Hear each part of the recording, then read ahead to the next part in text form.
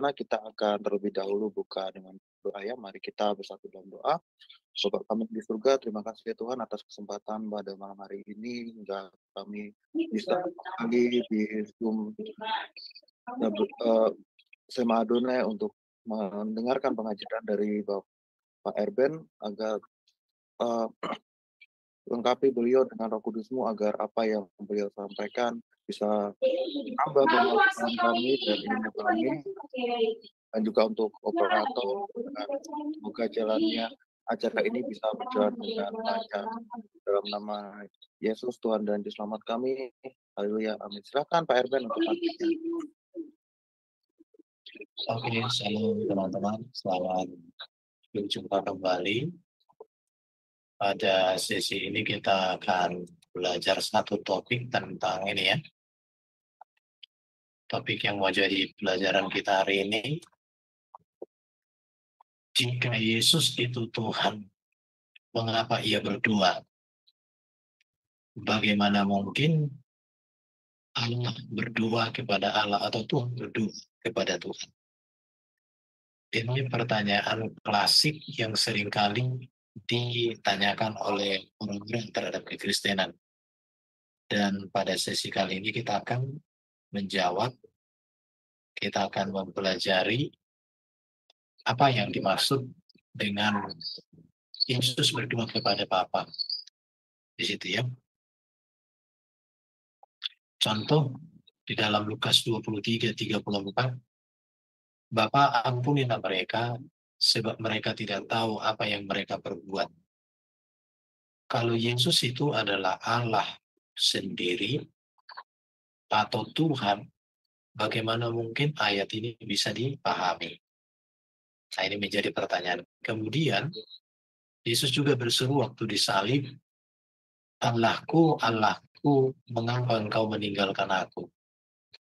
Dan ada ya, contoh Lukas 23 ayat 46, ya Bapa, ke dalam tanganmu kuserahkan rohku atau nyawaku. Ada banyak ayat-ayat yang bisa kita lihat nanti, contoh Yesus di Taman Getsemani, berdoa sampai peluhnya itu seperti titik darah. Pertanyaannya, jika Yesus itu Tuhan, mengapa ia berdoa kepada Bapa? Apakah benar Allah berdoa kepada Allah? Ini topik yang penting untuk kita pahami dengan baik dan benar. Contoh kita lihat di sini ya, di dalam Matius 14 ayat 23 ini, beberapa data Yesus berdoa kepada Allah Bapaknya. Jadi data-data kita pada yang mengatakan bahwa Yesus berdoa. Matius 14 ayat 23 dikatakan begini di sini ya. Dan setelah orang itu disuruh pulang, Yesus naik ke atas bukit untuk berdoa seorang diri. Ketika hari sudah malam, dia sendirian di situ. Perhatikan di sini, Yesus naik ke atas bukit untuk berdoa seorang diri. Terus Yesus berdoa kepada siapa? Kepada Bapa di surga. Terus Yesus itu siapa? Nah ini toh, apakah betul Allah Bapa berdoa kepada Allah Bapa? Atau Allah Bapa berdoa kepada dirinya sendiri yang adalah Allah Bapa? Seperti pemahaman ada penumpang-penumpang tertentu. Itu yang akan kita bahas nanti. Kemudian Matius 14 ayat 32. Lalu sampailah Yesus dan murid-muridnya ke suatu tempat yang bernama Getsemani. Muridnya, duduklah di sini sementara aku berdoa. Nah, ini lagi kan Lukas 3 ayat 21. Ketika seluruh orang banyak itu telah dibaptis, dan ketika Yesus juga dibaptis dan sedang berdoa, terbukalah langit. Perhatikan di sini ya. Ketika Yesus juga dibaptis dan sedang berdoa, terbukalah langit. Di sini dikatakan Yesus dibaptis dan berdoa. Mungkin minggu depan kita bahas. Yesus kok dibaptis? Bukankah baptisan itu tanggung pertobatan? Mengapa Yesus dibaptis? Apakah Yesus butuh bertobat? Nah, ini pertanyaan-pertanyaan klasik. Nanti akan kita bahas di sesi-sesi berikutnya ya. Tapi jelas di hati ini dikatakan Yesus berdoa. Kemudian Lukas 6 ayat 12. Pada waktu itu pergilah Yesus ke bukit untuk berdoa, dan semalam-malaman ia berdoa kepada Allah. Jadi 2 semalaman Yesus di atas bukit. Jelas di sini Yesus berdoa. Lukas 9 ayat 18. Pada suatu kali ketika Yesus berdoa seorang diri, datanglah murid-muridnya kepadanya. Lukas 9 ayat 28. Kira-kira 8 hari sesudah segala pengajaran itu, Yesus membawa Petrus, Yohanes, dan Yakobus lalu naik ke atas gunung untuk berdoa. Nah, perhatikan. Di sini kembali dikatakan Yesus berdoa dan dia naik ke gunung. Lukas 11 ayat 1, pada suatu kali Yesus sedang berdoa di salah satu tempat. Ketika ia berhenti berdoa, berkatalah seorang dari murid-muridnya kepadanya, Tuhan, ajarlah berdoa sama seperti yang diajarkan oleh Yohanes kepada murid-muridnya. Ketika ia berhenti berdoa, artinya Yesus sudah selesai berdoa, berkatalah seorang dari murid-muridnya kepadanya. Kalau kita membaca kitab Injil, maka kita akan menemukan ada banyak ayat atau peristiwa yang menceritakan Yesus berdoa. Tapi kalau murid-murid itu kitab Injil berdoa, catatannya itu ada 1 kali, itu pun murid-murid tidur. Tetapi Yesus berdoa baik bangun pagi-pagi hari. Kalau di dalam budaya Yahudi memang berdoa itu 3 kali. Ada pagi, hari jam 12, petang. Mereka berdoa wajib seperti dilakukan Daniel. Dan di dalam kitab Injil kita melihat Yesus ini seorang pribadi yang kegemarnya berdoa. Pertanyaannya, dia berdoa kepada siapa? Jawabannya sudah pasti kepada Bapa di surga.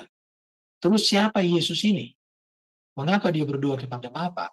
Apakah dia Bapa? Oke, kita lihat ya. Kita akan lihat.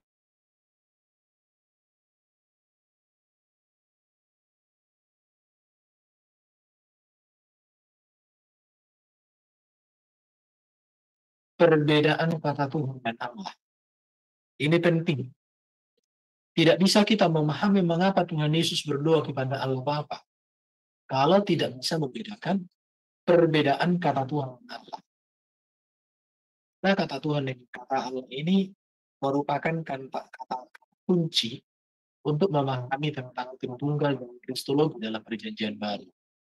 Dan juga berbicara tentang soteriologi dan juga berbicara tentang ajaran-ajaran Kristen secara keseluruhan. Kemudian kita harus membahas tentang bagaimana hubungan Yesus dengan Allah. Apa itu Tritunggal dan juga kemudian mengenal Yesus. Jadi untuk memahami Yesus berdoa ini ada 3 topik. Kemudian tujuan kehadiran Yesus di dunia. 3 hal ini menjadi penting sekali untuk dipahami supaya mengerti esensi dari Yesus yang adalah Tuhan berdoa kepada Allah Bapa di surga.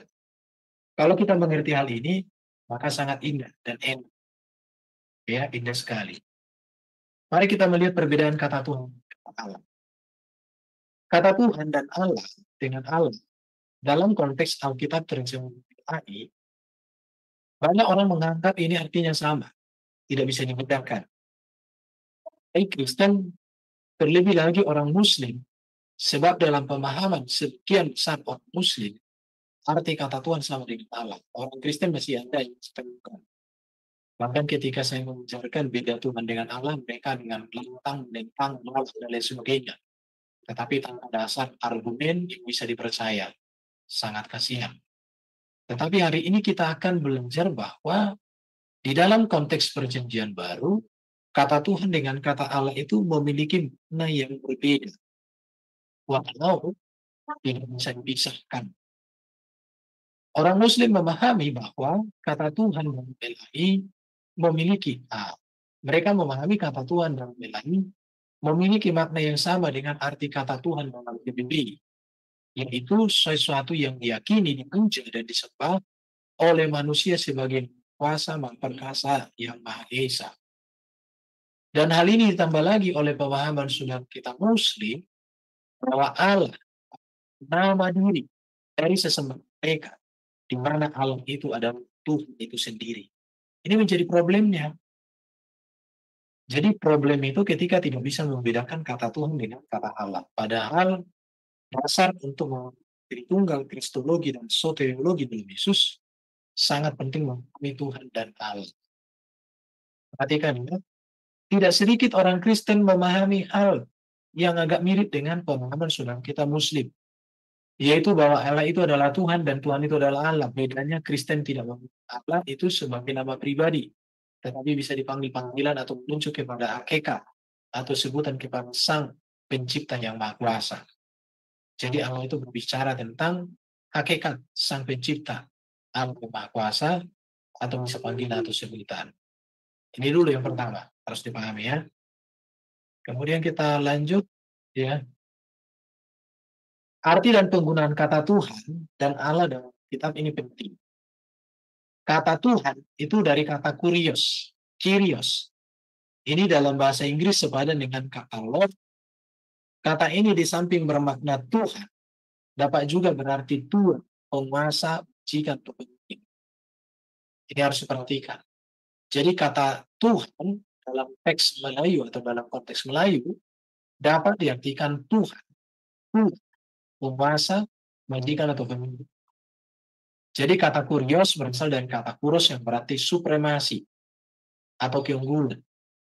Dan kata kyrios ini ditujukan kepada pribadi yang memiliki atau memiliki otoritas, memiliki kuasa untuk mengatur orang atau benda yang menyembahnya. Jadi kata kurios itu adalah sosok orang atau pribadi yang punya otoritas, punya kuasa untuk mengatur, untuk memimpin kepada sesuatu yang dimiliki. Dan kata kurios ini memiliki perpadanan arti. Contoh kalau kita masuk kepada bahasa Jawa itu dengan kata gusti. Kalau masuk ke itu dapat diartikan sebagai kata Robbi. Makanya di dalam Quran kata Robbi digunakan kepada Allah juga kepada manusia. Itu yang harus dipahami ya. Jadi sedangkan kata Theos, Allah, selalu bermakna kepada yang disembah atau yang ilahi. Apakah itu sembahan yang benar, menuju kepada Sem, atau sembahan dewa-dewi, sesembahan Allah-Allah palsu yang disembah oleh kaum pagan.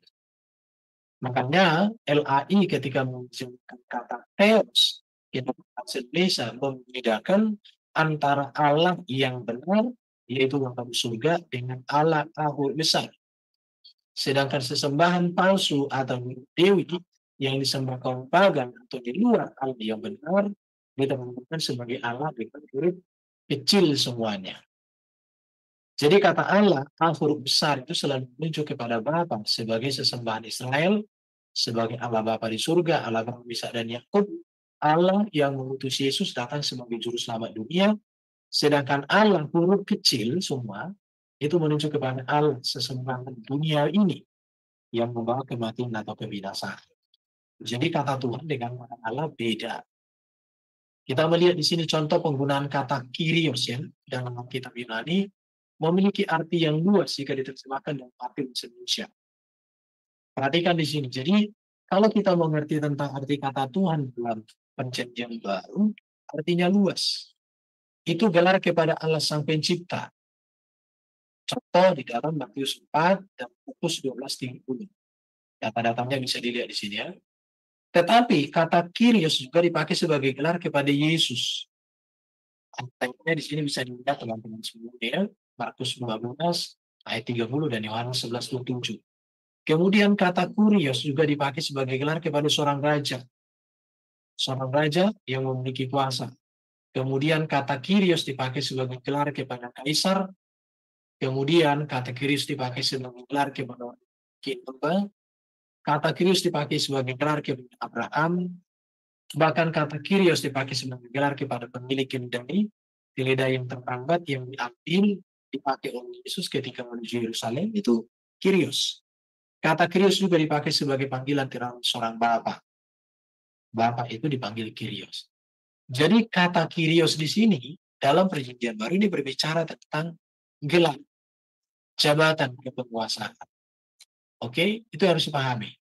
Jadi kata kyrios atau kata Tuhan dalam makna harafiahnya ini menunjuk kepada sebutan penghormatan atau kepenguasaan atau kepada sesuatu yang dipertua. Jadi ketika kita mengatakan Tuhan Yesus itu berbicara Yesus penguasa, Yesus yang harus dihormati, Yesus yang harus dipertuan oleh kita. Jadi pada saat Yesus hidup di dunia ini, kata Kyrios digunakan orang sejamannya untuk menyapai dia sebagaimana dimengerti, seogianya dimengerti sebagai sebutan penghormatan saja. Dapat diartikan Tuan atau Mister. Dan memanglah demikian. Jadi penghormatan, kepenguasaan, pengakuan bahwa Kristus penguasa atau pemilik, itu arti kata Tuhan. Namun ketika Yesus telah dimuliakan sebutan Kyrios Tuhan, mempunyai makna sebagai penguasa atau yang dipertuan. Jadi ketika Yesus di dalam rahim pun sudah dipanggil sebagai Tuhan. Jadi ketika Yesus naik ke surga juga dipanggil sebagai Tuhan, menunjukkan bahwa dia penguasa. Tetapi kepenguasaan Kristus ketika di dalam rahim belum dinyatakan. Karena Kristus menyatakan kepenguasaan itu secara menyeluruh ketika dia mati, dia dikuburkan, dia bangkit, dan dia mulia naik ke surga memberikan tempat. Maka penguasaan itu dinyatakan secara utuh sempurna. Oke, ini perlu dipahami. Dengan demikian, karena Allah memberi segala kuasa di surga dan di bumi kepada Yesus yang telah bangkit itu, maka Allah pula yang mengangkat Yesus menjadi penguasa mutlak atau Tuhan atas surga dan bumi, sebagaimana dikatakan di dalam Matius 28 ayat 18 dan juga Kisah Rasul 2 ayat 34. Matius 28 dikatakan, kepada aku telah diberikan segala kuasa di surga dan bumi. Jadi ketuhanan Yesus adalah kepenguasaan yang dinyatakan oleh Allah Bapa di dalam melalui Yesus kepada manusia.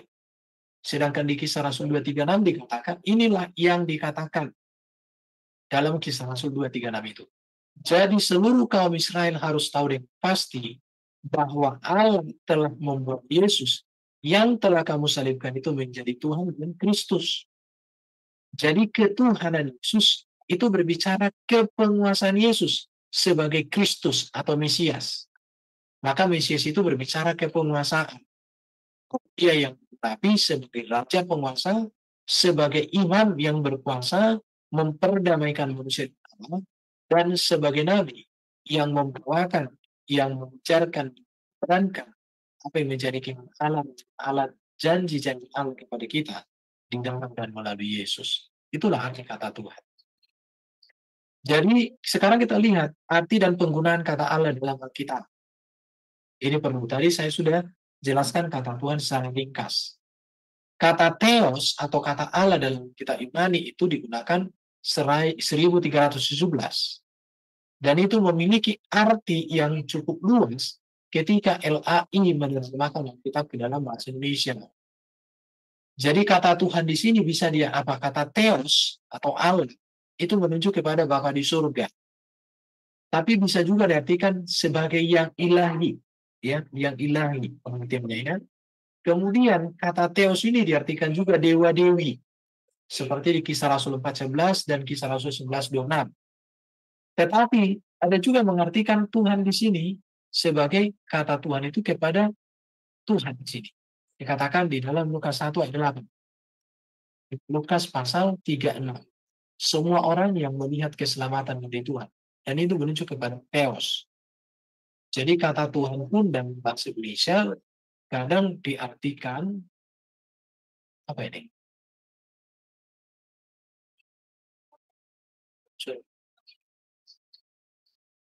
Jadi kata Tuhan, kata Allah ini pun kadang diartikan sebagai Tuhan ya.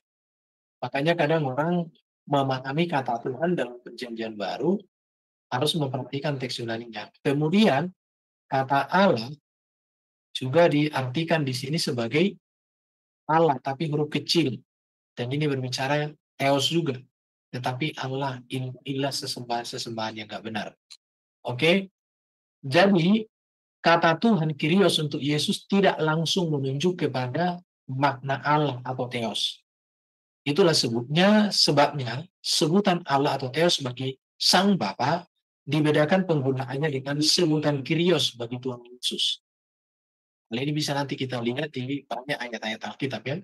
Sehingga Tuhan Yesus itu maknanya bukan Allah Yesus, namun Sang Penguasa Yesus atau Sang Junjungan Agung Yesus. Itu dibuktikan dalam penggunaan kata Tuhan dan Allah dalam ayat berikut. Contoh, di dalam Roma pasal 10 ayat 9-10. Yesus adalah Tuhan. Allah telah membangkitkan dia dari antara orang mati. Perhatikan di sini, Yesus adalah Tuhan. Allah telah membangkitkan dia dari antara orang mati. Jadi kata Tuhan dengan kata Allah dibedakan. Walau kadang yang lain menerjemahkan kata Tuhan menuju kepada Tuhan atau kepada Allah, kata Allah juga kadang diartikan sebagai Tuhan. Nah, ini memang kalau problem di dalam terjemahan. Tetapi kita punya teks Yunani sehingga kita tidak bisa keliru. Kita masih bisa belajar. 1 Korintus 6 ayat 14 dikatakan Allah yang membangkitkan Tuhan. Ini ayat bagaimana bisa dijelaskan? Kalau arti kata Tuhan sama dengan Allah, Allah adalah Tuhan. Tuhan itulah Allah. Namanya Allah, Tuhan itunya. Itu nggak bisa. Satu Allah saja, yaitu Bapa. Satu Tuhan saja, yaitu Yesus Kristus. Dan masih banyak ayat yang lain yang bisa kita temukan ya. Jadi ayat-ayat di atas jelas membedakan Allah, yaitu Bapa, dengan Tuhan, yaitu Yesus Kristus. Yang dibangkitkan oleh Allah atau Bapa itu. Sekarang pertanyaan, sejak kapan Yesus menerima gelar Tuhan ini? Ketuhanan Yesus dinyatakan secara sempurna sejak kebangkitannya. Karena sesudah kebangkitan antara orang mati, ia mengatakan kepada para muridnya, yang padaku telah diberikan. Ada yang memberi, yaitu Allah Bapa sendiri, segala kuasa, kepenguasaan mutlak, kejabatan Tuhan di surga dan di bumi. Matius 28 ya, 18. Jadi harus memahami memang perbedaan kata Tuhan dengan kata Allah.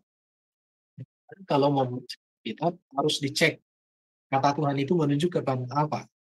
Kata Allah itu di situ konteksnya apa. Karena banyak kita temukan kata Tuhan tapi maknanya di situ adalah Allah. Bapa di surga. Makanya harus perhatikan. Kemudian Yesus dipanggil Tuhan atau Kyrios, bukan hendak menyatakan bahwa Yesus adalah Allah sendiri atau Allah Bapa sendiri, bukan. Tetapi kita harus menerima bahwa Yesus memiliki dua natur. Natur ilahi seperti adalah firman Allah yang kekal dalam hakikat Allah, yang diutus turun menjadi daging yang bernama Yesus Kristus. Tuhan Yesus artinya bukan Allah itu adalah Yesus itu sendiri atau sendirilah Allah. Bukan. Melainkan Tuhan Yesus itu artinya Yesus penguasa, Yesus Tuhan, Yesus junjungan. Filipi 2 ayat 10-11. Allah sangat meninggikan Yesus. Bayangkan, kalau Allah meninggikan Yesus, Yesus adalah itu sendiri, ini rancu. Tetapi Allah sangat meninggikan dia dan mengaruniakan kepadanya nama di atas segala nama. Supaya dalam nama Yesus bertekuk lutut segala yang ada di langit dan yang ada di bumi dan yang ada di bumi. Perhatikan kalimat berikut. Dan segala lidah mengaku Yesus Kristus adalah Tuhan, Kyrios, bagi kemuliaan Allah Bapa. Jadi di sini kata Allah dengan kata Tuhan dibedakan. Ya. Kata Tuhan itu diarah kepenguasaan kepada Yesus Kristus. Sedangkan kata Allah berbicara tentang hakikat Sang Bapa di surga, yang Maha Kuasa. Jadi memang harus dipahami betul-betul penggunaan atau perbedaan pemaknaan kata Tuhan dengan kata Allah dalam konteks perjanjian baru. Yesus adalah Tuhan, artinya Yesus adalah Tuhan kita yang ditetapkan Allah untuk menyelamatkan, memelihara, dan bahwa kita semata-mata harus bergantung kepada Yesus. Jadi arti kata Tuhan Yesus itu artinya dia Tuhan kita, dia penguasa kita, dia pemilik kita. Dan Allah sudah menetapkan kita diselamatkan melalui dia. Kita dipelihara melalui Kristus di dalam Kristus. Dan kita harus bergantung kepada Kristus. Maka dikatakan seperti tadi, Kisah Rasul 36, semua orang Israel harus tahu betul-betul bahwa Yesus yang kali salibkan itu, Yesus itulah juga yang sudah dijadikan oleh Allah menjadi Tuhan dan Raja kita. Jadi kata Allah dengan kata Tuhan dibedakan di sini. Kalau disamaratakan, kita kebingungan. Dan kita akan menjadikan Alkitab menjadi Alkitab bahan tertawaan. Tetapi memang sejak semula kata Tuhan dan kata Allah dibedakan. Oleh karena itu mari kita belajar. Jadi perhatian penting dalam memahami makna kata Tuhan dan Allah dalam LAI adalah yang pertama. Tuhan menunjuk kepada Allah. Konteks ayat tersebut rata-rata kutipan dari teks perjanjian lama atau berkaitan konteksnya dengan perjanjian lama. Dan seharusnya tulisan Tuhan harus mengikuti konteks PL, di mana ditulis dengan kata Tuhan huruf besar. Kemudian saya lihat ya, kata Tuhan menunjuk kepada Allah dalam perjanjian itu selalu diikuti dengan kata Allah, atau ditulis dengan Tuhan Allah atau Allah Tuhan kita, begitu ya. Kemudian konteks yang kata digunakan harus mendapat perhatian yang penting dan teliti. Banyak orang menyamaratakan arti kata Tuhan dengan Allah ini karena apa? Karena orang tidak memperhatikan teks dan konteksnya, tapi sapu rata aja semua. Setiap ada kata Tuhan artinya begini, tidak. Saya tadi sudah tunjukkan di depan bahwa penggunaan kata Tuhan itu luas. Kepada Allah, kepada Yesus, kepada Raja, kepada seseorang di kuasa otoritas. Karena Tuhan itu gelar, jabatan. Tuhan menunjuk kepada Yesus dan orang terhormat. Tuhan Yesus tidak bermakna sama dengan Tuhan Allah atau Yesus Allah Bapa itu sendiri. Karena kata Tuhan ini seperti gelar, bisa dibandingkan seperti kata presiden. Presiden Jokowi tidak sama dengan presiden partai A, sekalipun sama-sama dua-duanya bergelar presiden. Kenapa? Karena konteksnya. Jadi kata presiden itu maknanya akan berubah sesuai konteks atau tergantung oknum kepada siapa gelar itu digunakan. Makanya nanti kita bisa temukan di dalam kitab Tuhan Yesus itu menjadi berbeda makna. Memang sama-sama bergelar Tuhan, tetapi makna ketuhanan di situ berbicara hal yang berbeda, sebab Tuhan Allah artinya penguasa. Allah penguasa, Tuhan Yesus ternyata Yesus penguasa. Perbedaannya di mana? Allah Bapa penguasa yang transenden, sedangkan Yesus Kristus adalah penguasa yang imanen. Allah Bapa sebagai sumber kuasa yang memberikan kuasa, Yesus Kristus adalah sebagai firman Allah yang menjadi manusia dan mewujud nyatakan kekuasaan Bapa itu sendiri. Di situ. Jadi kata Allah dipakai sebagai sesembahan dan kata ini dipahami harus dalam konteks kata digunakan. Kata Allah bukan merupakan nama, tetapi sebutan atau menunjuk kepada hakikat dari Sang Pencipta. Jadi Allah itu artinya sesembahan yang Allah atau Dewa itu sesembahan yang palsu. Atau juga kutipan PL dan juga kepada orang seperti Allah. Jadi penggunaan kata Allah ini memang harus perhatikan. Perhatikan di sini Yesus diangkat sebagai Tuhan penguasa mutlak atau krios oleh Allah. Ini memiliki 3 tujuan. Yang pertama untuk menunjukkan bahwa dia adalah Adam yang terakhir yang telah memulihkan kepenguasaan Adam atas alam yang hilang karena kejatuhan dan dosa. Jadi ketika kita percaya Yesus adalah Tuhan, artinya dia memulihkan kepenguasaan Adam yang telah hilang, yang telah rusak karena dosa. Maka kehadiran Kristus adalah memulihkan seluruh hidup manusia, bahkan tatanan dunia ini menjadi langit yang baru dan bumi yang baru. Itu akan merupakan Kristus pada kedatangan kedua. Yesus Kristus diangkat sebagai Tuhan, penguasa mutlak atau Kyrios Allah memiliki tujuan yang kedua. Untuk menunjukkan bahwa Yesus yang manusia itu sungguh-sungguh firman. Yang menjelma menjadi manusia atau inkarnasi. Karena Allah selalu melaksanakan kepenguasaannya dalam realitas secara alam semesta melalui firman, Logos. Dan sekarang kuasa yang sama atau ketuhanan Allah yang sama dan hanya satu itu dilaksanakan melalui manusia Yesus Kristus sehingga disebut Tuhan. Dengan demikian Yesus tetaplah firman yang satu dan sama karena melalui firman Allah melaksanakan kuasa ketuhanan sendiri. Dengan demikian baik Allah maupun firman tak berubah, baik dalam hakikatnya maupun dalam hubungannya. Meskipun firman Logos itu telah muncul sebagai manusia. Jadi ini kode Kristus harus dipahami untuk memahami apa Yesus berbuat kepada Bapa. Yang ketiga, untuk tujuan keselamatan manusia. Karena kuasa mutlak bagi penguasa atau Tuhan, Yesus Kristus akan mengubah tubuh manusia ini sehingga menjadi serupa dengan tubuhnya yang mulia pada hari kebangkitan nanti. Filipi 3 ayat 20-21. Jadi mengapa menyatakan kepenguasaan itu ketuhanannya, atau dia adalah Bapa yang penguasa transenden, menyatakan kepenguasaannya secara imanen melalui inkarnasi firman, tujuannya untuk keselamatan. Artinya di dalam Kristus ada kuasa untuk keselamatan kita, yang merubah tubuh kita yang hina menjadi tubuh yang mulia pada hari kebangkitan. Itu jelas. Supaya jangan diragukan. Oke, itu yang pertama ya. Sekarang kita masuk untuk memahami posisi Yesus berdua kepada Allah. Setelah memahami beda makna Tuhan dan Allah adalah ini dia. Yesus dalam keberadaannya sebagai Tuhan, gelarnya Tuhan yang mulia, yang kemuliaan dan otoritasnya dari Allah dalam melaksanakan tugasnya, dia berdua kepada Allah. Perhatikan ya, Yesus dalam keberadaannya sebagai Tuhan, dalam keberadaannya gelar sebagai Tuhan, Tuhan yang mulia, yang kemuliaannya dan otoritasnya dari Allah, dalam melaksanakan tugasnya, ia berdua kepada Allah Bapa. Jangan bukan Allah Bapa berdua kepada Allah Bapa, bukan. Tetapi Kristus Yesus yang inkarnasi firman di dalam keberadaannya sebagai manusia dengan otoritas sebagai Tuhan atau penguasa, dia berdoa kepada Allah Bapa. Kemudian Yesus dalam menjalankan tugas dari Allah Bapanya sepenuhnya bergantung dan berkomunikasi kepada Allah Bapanya dalam doa-doanya. Maka Yesus katakan, dia tidak mengerjakan segala sesuatu itu berdasarkan kemauannya, tetapi dia mengerjakan berdasarkan kehendak Bapa. Yang berikut, Tuhan Yesus atau Tuhan yang mulia Yesus berdoa kepada Allah, sumber dan pemberi ketuhanan kepada Yesus Kristus. Jadi harus dipahami memang kata Tuhan ya.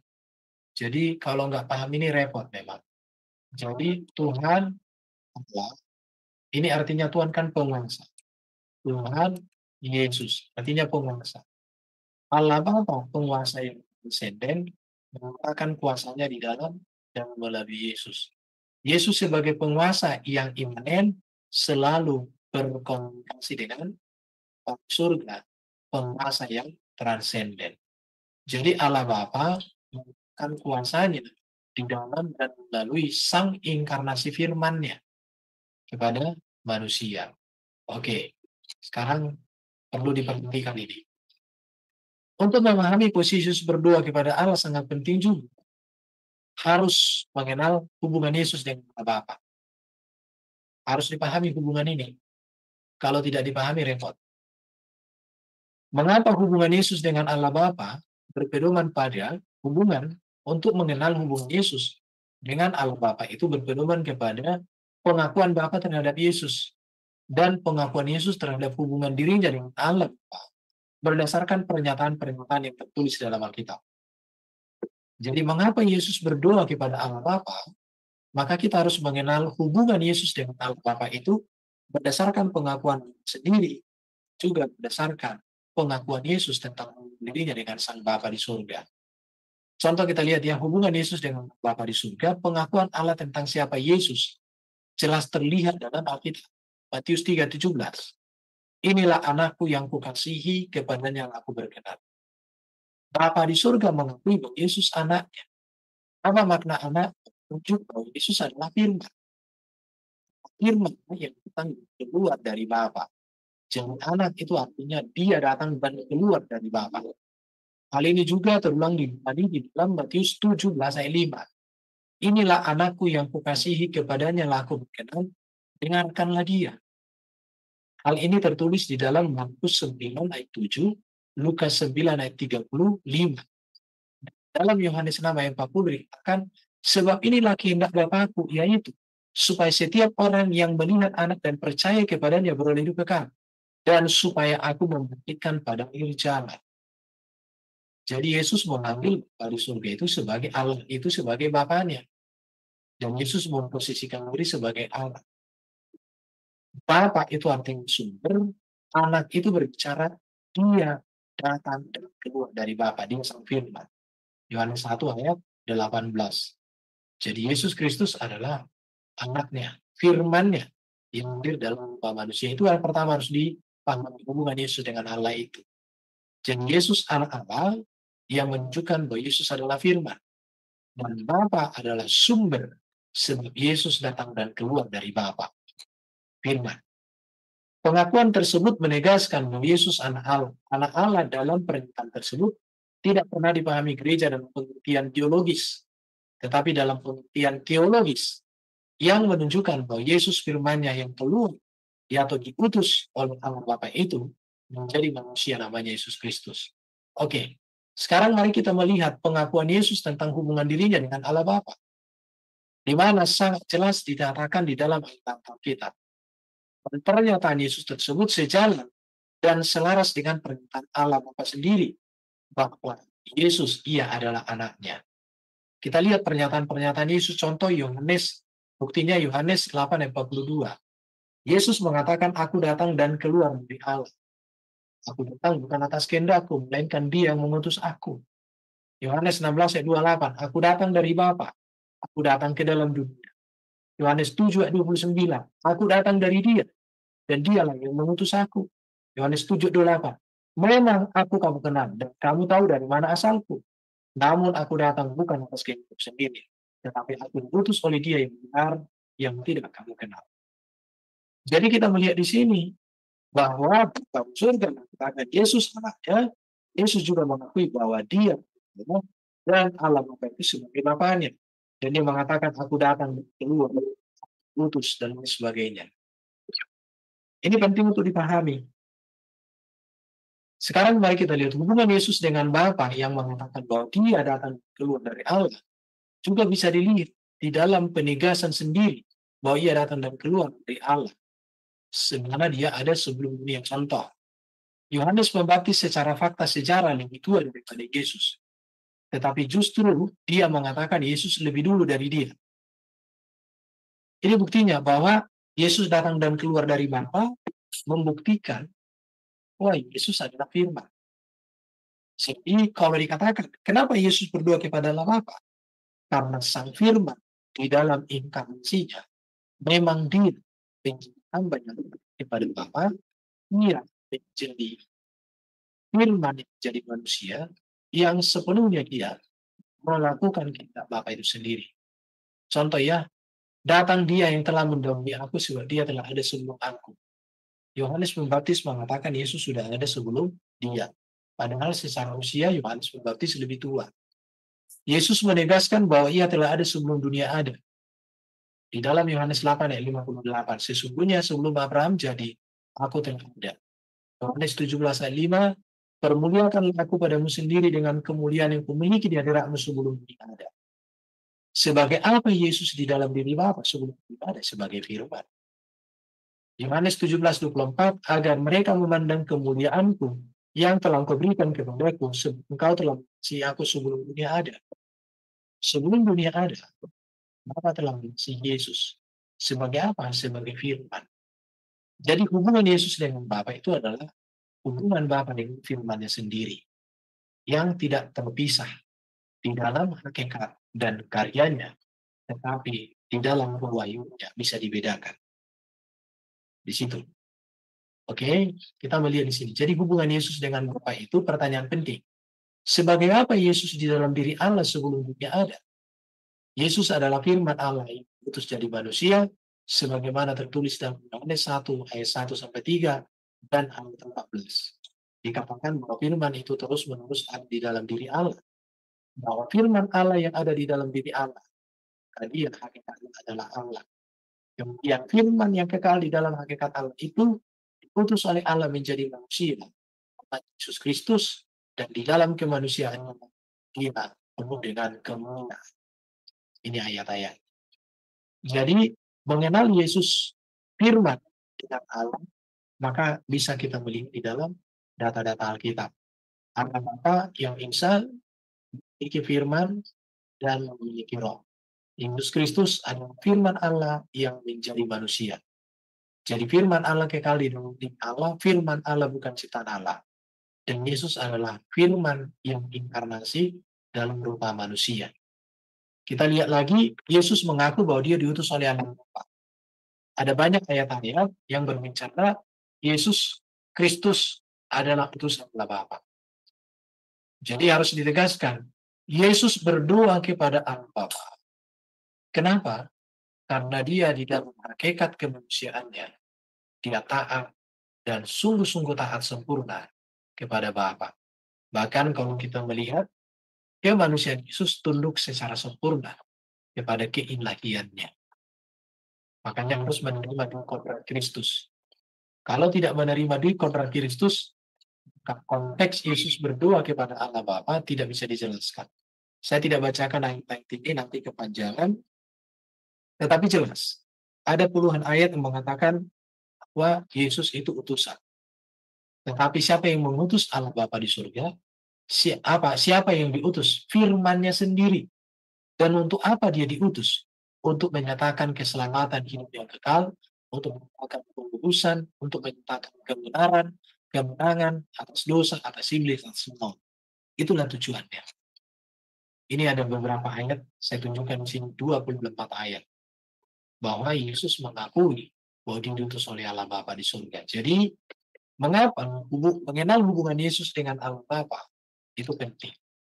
Ya, Yesus utusan Allah Bapa artinya Yesus adalah firman Allah yang diutus menjadi manusia. Allah berkarya selalu dikatakan firman dalam penciptaan alam semesta.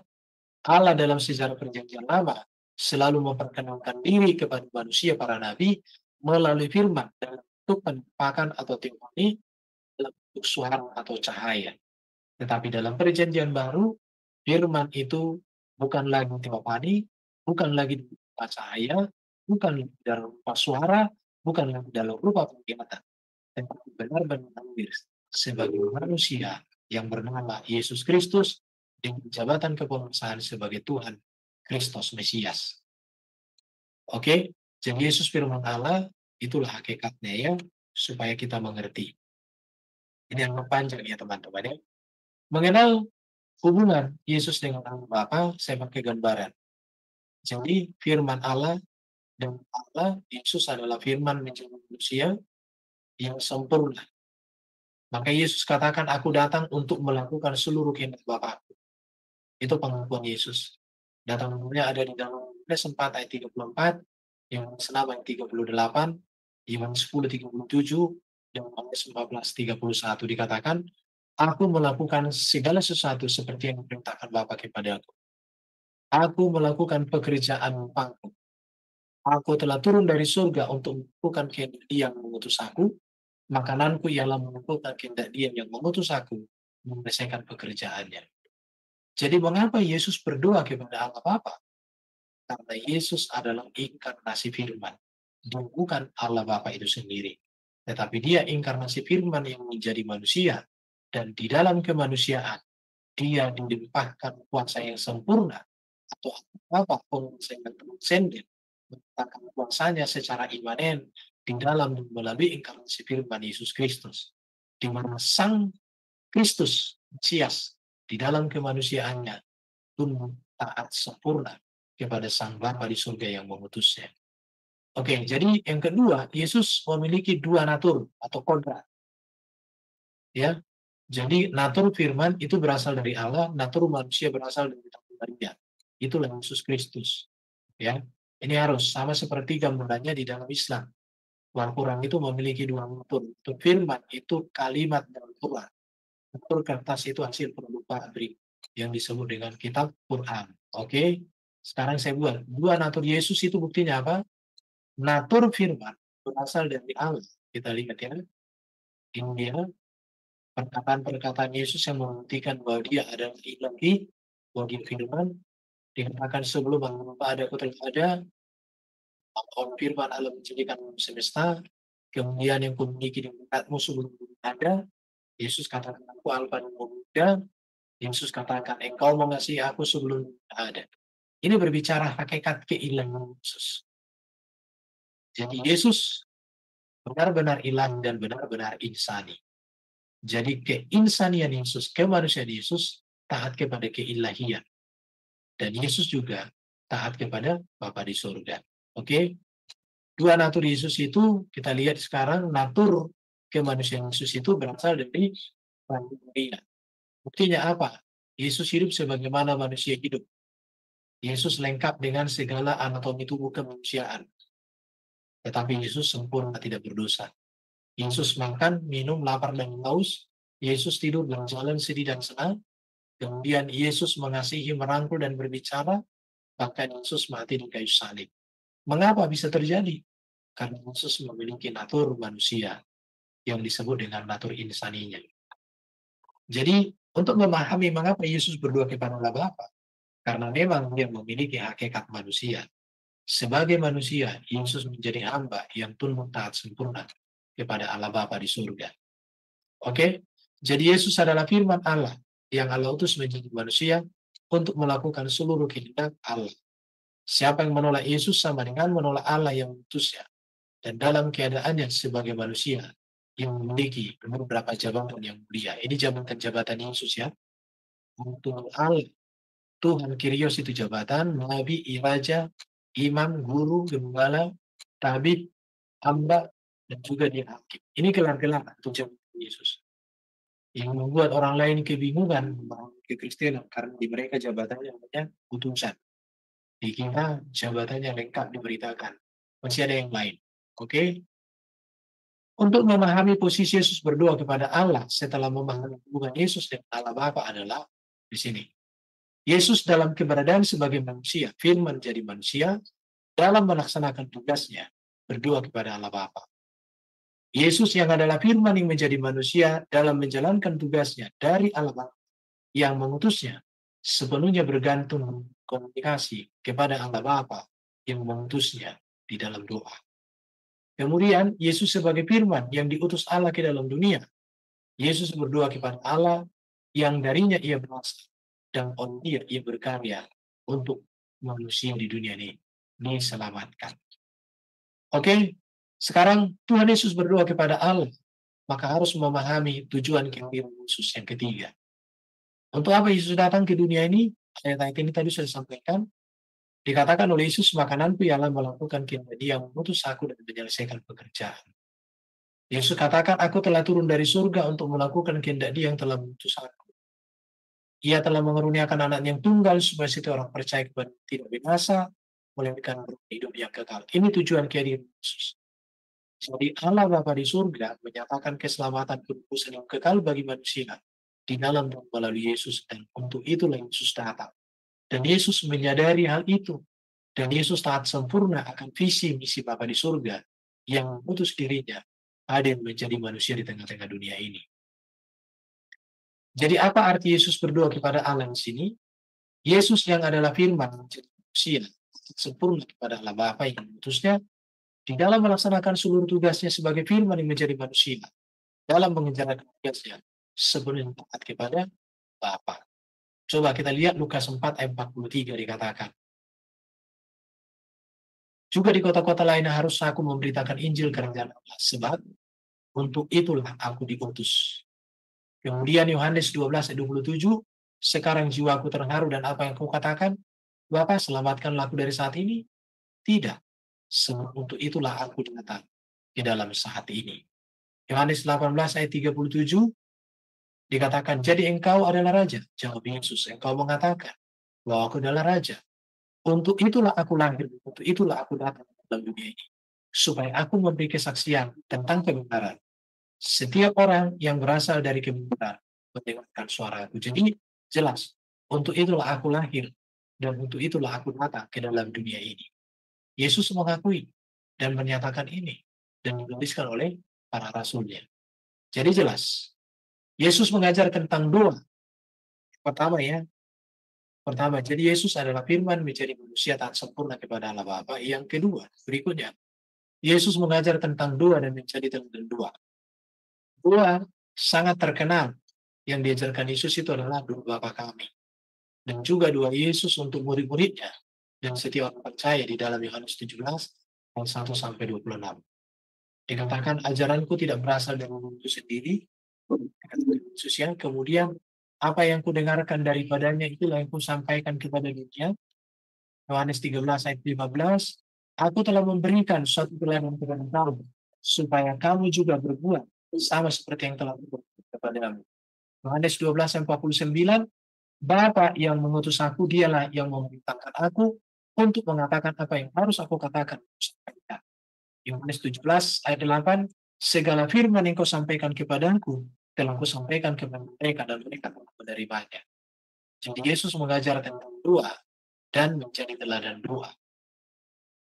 Yang berikut kita melihat Yesus memiliki teologi doa dan praktek doa yang kuat. Yesus tahu pentingnya doa dalam menggenapi tujuan Allah, tujuan Bapa mengutusnya. Itu yang berikut ya. Bahwa Yesus memiliki teologi doa dan praktek doa yang kuat. Markus 1 ayat 35-39 katakan, pagi-pagi benar waktu hari masih gelap, ia bangun dan pergi keluar. Ia pergi ke tempat yang sunyi dan berdoa di sana. Yesus mengawali dan mendasarkan pelayanan dengan berdoa. Lukas 5 ayat 15 dikatakan, ia mengundurkan diri ke tempat yang sunyi dan berdoa.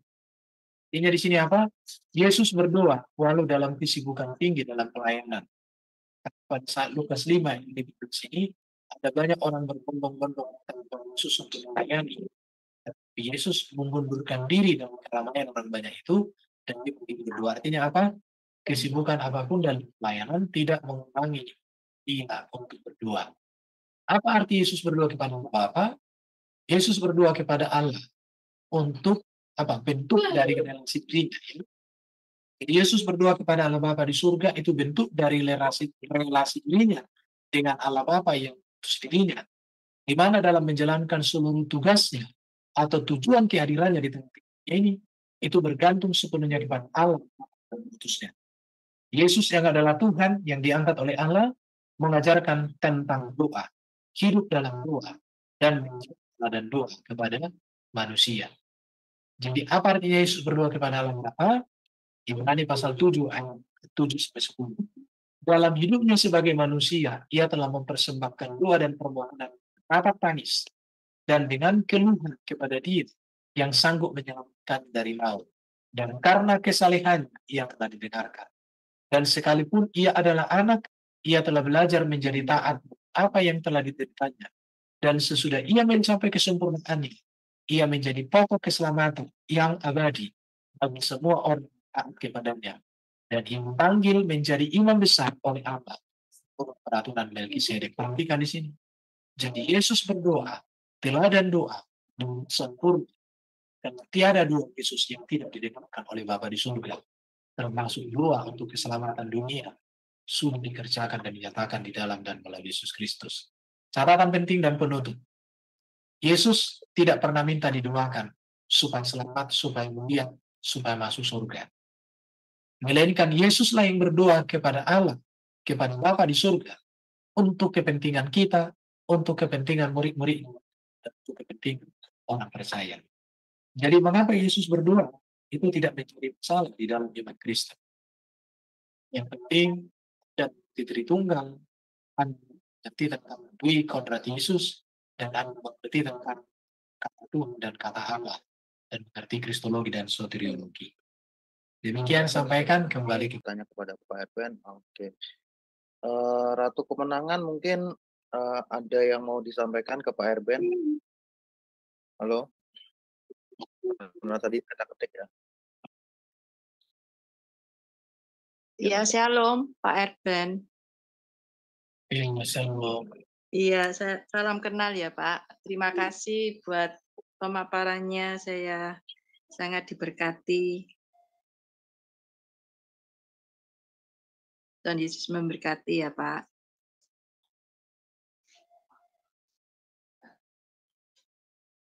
Ada pertanyaan nggak Bu? Nggak ada, sudah cukup jelas. Yang lain silakan teman-teman. Ya Pak Erben, halo. Ya, halo. Ya. Pertanyaanku begini Pak Erben. Tentang menggunakan kata dalam nama Yesus itu angka baiknya di mana gitu Pak? Karena kemarin kan juga kita lihat di salah satu gereja ya Pak ya. Itu kan formula baptisannya atas nama Bapa, Anak dan Roh Kudus di dalam nama Yesus kemudian dirubah dalam nama Bapa, Anak dan Roh Kudus aja gitu Pak. Sebenarnya penempatan dalam nama Yesus itu baiknya di mana gitu Pak? Dalam doa atau apa gitu Pak? Kalau baptisan kan dibaptis di dalam nama Bapa, Anak, dan Roh Kudus. Kalau kita sudah mengatakan dalam nama anak itu kan namanya Yesus toh. Hmm. Jadi tidak usah menyebutkan nama Yesus pun sudah ada di dalamnya itu. Dalam nama Yesus. Ya, dan Anak itu itu kan Yesus. ya, dan itu kan diralat ya Pak ya. Berarti memang tidak boleh di dalam baptisan kan, tapi masih bisa digunakan di tempat lain nggak Pak untuk doa biasa gitu atau bagaimana?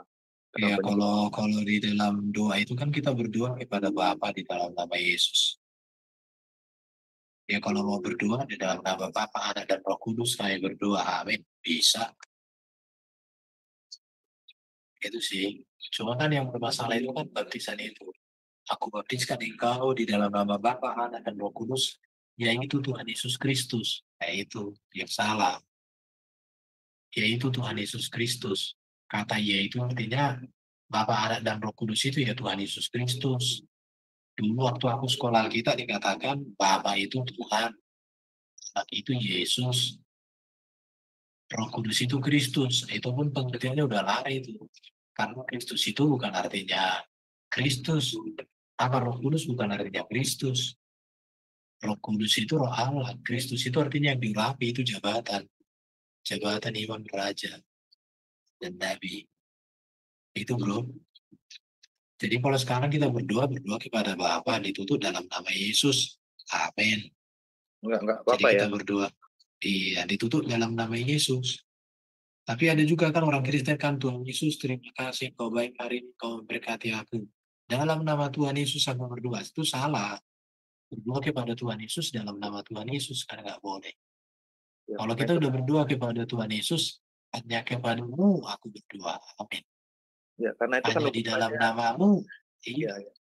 ya karena Nah, itu kan, tapi ya maksud saya karena itu berhubungan dengan formula Tritunggal itu kan Pak. Gitu loh. iya. Makanya kita juga Kalau hati-hati ya Pak ya. iya kadang dua-dua yang kurang tepat sih. Kalau kita sudah berdoa kepada Bapa di surga, tutuplah di dalam nama Yesus. Karena Yesus itu kan penentang kita kepada Bapa. Yesus itu bukan Allah Bapa itu sendiri, tapi dia pengantara kita kepada Bapa. Dia sang firman. Itu bro. Jadi kita juga pun harus berhati-hati menggunakan namanya. Iya, belajar untuk lebih teliti lah. Kita juga memegang apa itu yang namanya Tritunggal ya Pak ya. Oke teman-teman, Iya, harus. yang mau ditanyakan teman-teman? Memang harus kalau kan Ya penjelasannya silakan aneh-aneh. Sister Aling. Tadi Tidak, Pak Bro Agus, udah jelas banget penjelasan Pak siapa Pak Erben, detail sekali materinya. Terima kasih Pak Erben ya berarti ya. untuk pemaparannya. Iya. Ya bagi kita orang Kristen ya, kita sudah tidak ragu ya, penjelasan Pak Erben tadi sudah sangat jelas. Mungkin dari agama seberang ya, mereka membingungkan.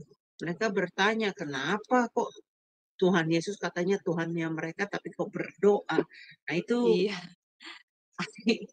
banyak pertanyaan buat mereka ya. Tapi kalau kita anak-anak Tuhan ya, apa kita orang yang percaya, kita mengerti apa yang dijelaskan Pak Erben tadi semuanya itu.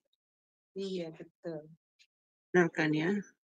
Iya. Ya di chatting juga ya ada yang namanya biasalah Pak Erben, orang kayaknya sih dia Muslim, namanya Pak Lupis itu. Nanyanya itu lagi. Kok Yesus tidak mau mati? Hanya di Ibrani 5 ayat 7, Yesus Tuhan menangis dan memohon agar diselamatkan dari kematian. Ternyata itu siapa yang suaranya ini? Tidak Oke, saya ada. baca dulu. Nggak, tadi ada suara ribut ya. Iya, iya. Saya baca tadi pernyataan Pak Lubis ini. Pak Lubis Kadron. Oh, ibu ini bilangnya Pak Lubis Kadron. Dia bertanya begini katanya. Ibrani 5 ayat 7. Yesus Tuhan menangis dan memohon agar diselamatkan dari kematian. Ternyata Yesus tidak mau mati. Kenapa dipaksakan harus mati? Katanya. Jadi karena dia nggak ngerti ya Pak Erben ya. Memang dia Iya. kadrun kata Bu Elizabeth. Betul. Ya, oke, udah clear ya. Kalau tidak ada Iya. lagi, mungkin kita akan tutup dengan konklusi dan doanya. Silakan Pak Erben. Oke, kalau sudah jelas, terima kasih, kita tutup sesi kita kali ini ya, kita berdoa. Terima kasih Tuhan untuk kebenaran yang boleh kami pelajari, berikan kami hikmat dan pengertian, dan berikan kami hikmat, kebijakan untuk bisa menceritakan dan mengajarkan kepada orang lain. Kami tutup sesi ini, semua yang mendengar di live YouTube diberkati oleh Tuhan. Hanya kepadamu kami berdoa dalam nama Yesus Kristus. Kami tutup sesi belajar kami kali ini. Amin. Terima kasih Pak Erben.